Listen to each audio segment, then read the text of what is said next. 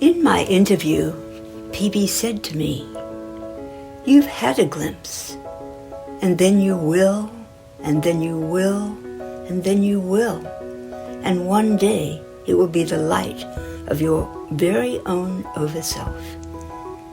It felt like he was taking me into a trance, the way he used that rhythmic phrasing, "and then you will, and then you will." Everything was completely still. I'd never felt such stillness in my life. It was profound. It was riveting. I didn't have the ability to think. Whenever we ate together, whether it was lunch or dinner, PB would always say a short prayer. "Thank you for this food on the table. May it nourish our body, illumine our mind, strengthen our spirit. O mind of the world."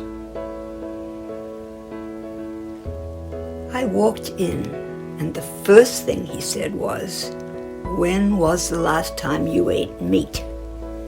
And I said, "Last night." And he said, very seriously, what were the circumstances?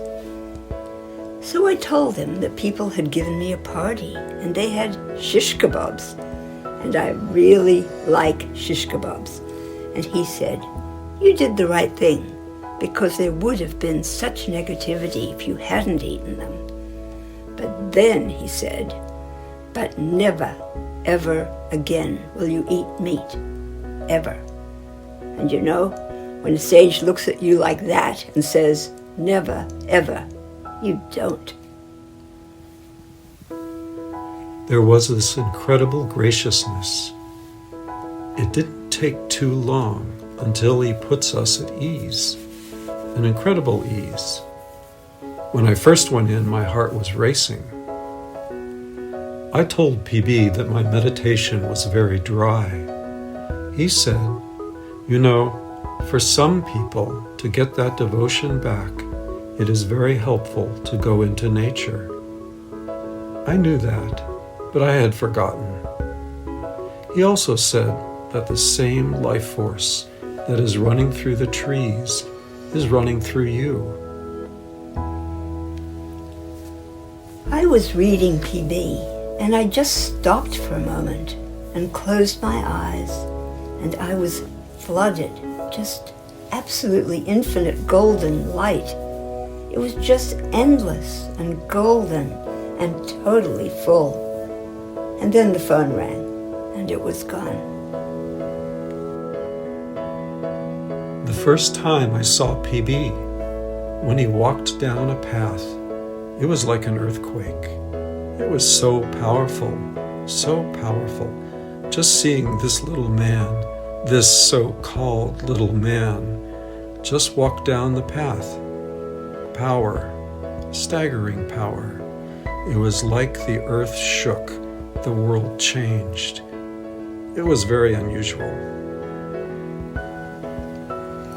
On one occasion, PB was sitting next to me on a train, and he told me I had to help my father get on the quest. And I thought to myself, but didn't say, that my father was already so ethical. And PB immediately turned to me, exactly as if I had spoken out loud, and said, "But ethics aren't enough."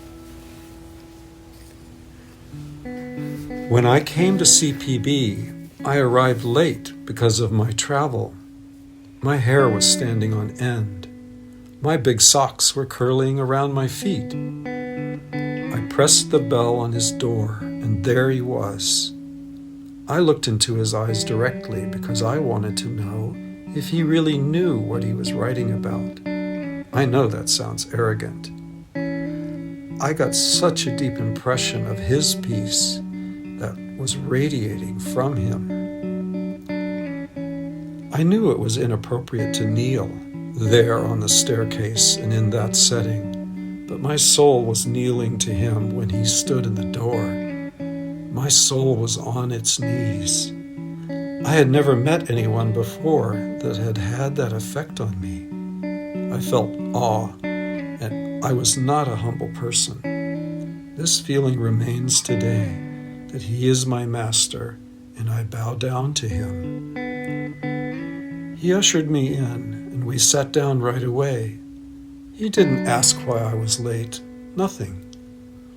This peace and absolute silence descended in the room, on me, on us, and I felt myself whirling toward the center, some center, not my own, but maybe of the earth or the universe, I can't tell. And then all impressions ended, and I have no idea how long we were sitting like that, at least a half an hour.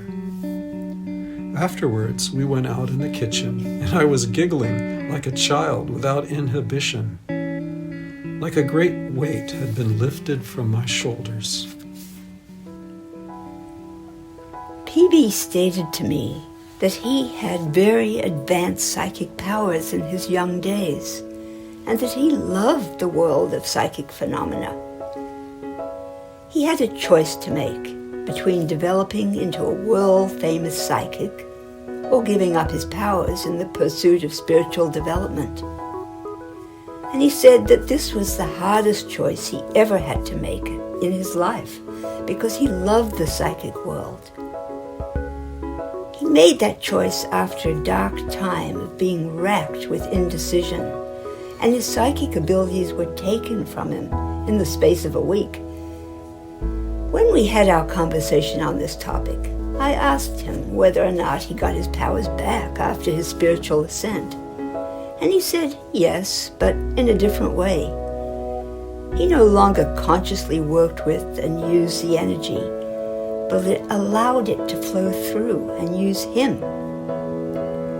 It is, I think, a real distinction. He was like a lightning rod for subtle energies, in that he attracted them just by being himself. And as far as I could see, he left them alone and left the results up to karma.